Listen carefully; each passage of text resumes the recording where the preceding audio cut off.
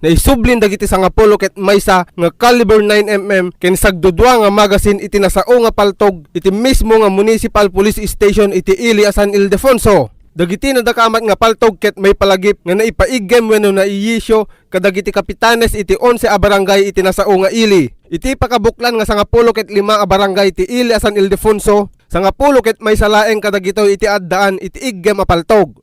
Segun iti ama ti Ili Mayor Mark Purisima, apaman nga nadanon iti COMELEC ganban ken panagpilaan iti kandidatura ti SK ken barangay election na i-turnover dagitoy apaltog kadagiti otoridad. Dapat idi nagrugi ti campaign ati election period ti para barangay ket digiti directives ni Apo COMELEC nga ni Mrs. Raquel Purisima nga may surrender aming nga paltog nga na-issue in favor of the barangay captains dito sa San Ildefonso. Out of 15 barangay captains, 11 ti na-issuean ti paltog.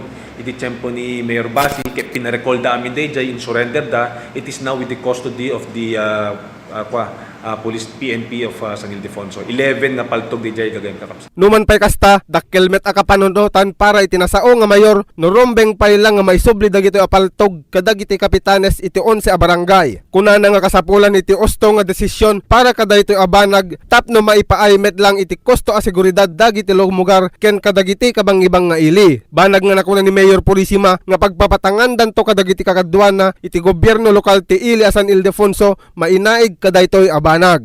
No, after election kay masabol pagmimitingin mintupay together with the Sangguniang Bayan, no, dapat ba talaga nga ma-issuean ti paltog digiti mga barangay captains kasi madumi ti incident ti violence nga ti nagrugyanan na mga barangay captains pa ti agobor duduma. Nga lang dito siguro dito ili baka other towns may kasi may problema da kay adali mintupay no talagang wise met di na desisyon nga digiti barangay captains kay may issuean ti paltog da. Para ti Press Corps, Michael Layante.